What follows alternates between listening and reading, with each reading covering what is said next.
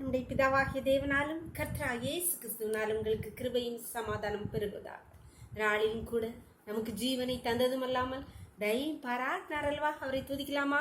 நன்றி இயேசுவே, நன்றி இயேசுவே, நன்றி நன்றி இயேசுவே, அதிசயமாய் இதுவரையில் நடத்தி வந்தவரே, நன்றி நன்றி இயேசுவே. தீங்கொன்றும் அணுகாம தீபம் அடையாம திருக்கரம் கொண்டென்னை ஆதரித்தி என்னையா இவ்வளவாய் நீ நேசித்தி உண்மையாய் என் விளக்கை நீரேற்றினீர். இம்மானிசம் நீ காண்பிக்க என்னில் ஒன்றுமில்லையே, உம் அன்புக்கிணை இல்லையே. இம்மானிசம் நீ காண்பிக்க என்னில் ஒன்றுமில்லையே, உம் அன்புக்கிணை இல்லையே. நன்றி இயேசுவே, நன்றி நன்றி இயேசுவே, நன்றி இயேசுவே, நன்றி நன்றி இயேசுவே. வேறு பகுதி வாசிக்கலாமா? 2 ராஜாக்கள் 13வது அதிகாரம் வசனங்கள் 22 23 வரை. யோவாகாசின் நாட்களில் எல்லாம் சீரியாவின் ராஜாவாகிய ஆசகேல் இஸ்ரவேலை ஒடுக்கினான். ஆனாலும் கர்த்தர் அவர்களுக்கு இறங்கி ஆபிரகாம், ஈசாக்கு, யாக்கோபு என்பவர்களோடு செய்த தமது உடன்படிக்கை நிமித்தம் அவர்களை அழிக்க சித்தமாயிராமலும் அவர்களை இன்னும் தம்முடைய முகத்தை விட்டு தள்ளாமலும் அவர்கள் மேல் மனதுருகி அவர்களை நினைத்து அருளினார். இங்கே இஸ்ரவேல் ஜனங்கள் கர்த்தருக்கு விரோதமாய் கர்த்தரை விட்டு பின்வாங்கி போன போது கர்த்தர் தான் அவர்களை சீரியா ராஜாவின் கையிலே, சத்துருக்கள் கையிலே ஒப்பு கொடுத்தார்.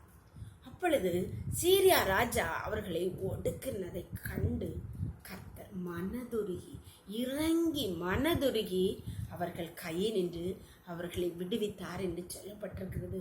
அன்பான தேவனுடைய பிள்ளைகளே, நாம் அநேக வேளையிலே நம்முடைய செயல்களின் நிமித்தம் கர்த்தர் விட்டு விடுவார். நீ போய் கஷ்டப்படு, நீ இந்த வழியை போனேன்னா உனக்கு கஷ்டம்னு தெரியாம நீ அந்த வழியே போறியா, நீ போ, நீ என்கிட்ட வரலையா, நீ போன்னு நம்மளே விட்டு விடுவார். அப்படி விட்டு விட்டாலும் கூட நாம் படுகிற கஷ்டங்களையும் வேதனைகளையும் பார்த்து அவர் இறங்கி மனதுருகுவார்.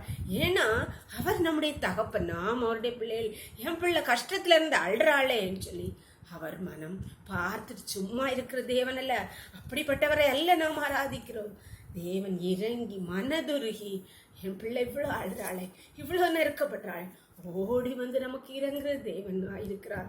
அன்பான தேவனுடைய பிள்ளைகளே, நாம் இப்போ ஏற்பட்ட இஸ்ரவேல் ஜனங்கள் போல கர்த்தருக்கு விரோதமான பாவங்களை செய்யாமல் கர்த்தரை நோக்கி நம்மை ஒப்பு கொடுக்கலாமா? கர்த்தரிடத்தில் நம்மை ஒப்பு கொடுப்போமா? அவர் நமக்கு இறங்குகிற தேவனாக இருக்கிறார், நம்மை விடுவிக்கிற தேவனாக இருக்கிறார், அவர் மனதுருகி நம்மை நினைக்கிற தேவனாக இருக்கிறார். ஜெபம் பண்ணலாமா? எங்களை நேசிக்கிறீங்களா அன்பின் தகப்பனே, நாளுக்காக உமக்கு நன்றி. நன்றி அப்பா. நாளின் காலம் அது இம்மட்டுமா இம்முடைய தயவுள்ள உங்க கிருபங்களை தாங்கினதேப்பா, அதனாலே பிழைச்சிருக்கிறோமப்பா. இப்பொழுது மடியாளோடு இணைந்திருக்கிற ஒவ்வொரு பிள்ளைகளையும் முண்டைக்கரத்துல தெரிகிறோமப்பா. ஹல்லேலூயா, ஸ்தோத்திரிக்குங்க தாவே.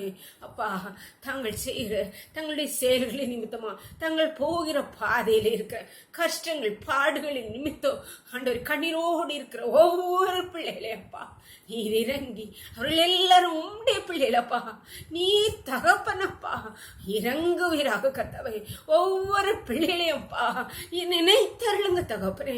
அந்த இக்கட்டுகள், விளைவினங்கள், பாடுகள் மத்தியிலிருந்து கர்த்தர் ஒவ்வொரு பிள்ளைகளையும் நீர் விடுவிப்பீராக கர்த்தாவே. நீர் எங்களுக்கு இறங்குகிற தகப்பன் அல்லவா, நீர் எங்களை நினைக்கிற தகப்பன் அல்லப்பா. நீங்களை நினைத்து உடைய முகத்தின் வழியே எங்களை பிரகாசிக்கப்படுவீராக. ஒவ்வொரு நிமிட கருத்திலே தாழ்த்தி தருகிறோம். தரக்களை மூடி மறைச்சுக்கோங்க. சகல துதியும் கனமும் வல்லமையும் பலனும் ஞானமும் எங்கள் தேவாதி தேவன் ஒருவருக்கே செலுத்துகிறோம். இயேசுவின் மூல ஜெபங்கள் நல்ல தந்தையே, ஆமேன் ஆமேன். God bless you. கர்த்தர் உங்களை ஆசீர்வதிப்பாராக. ஆமேன்.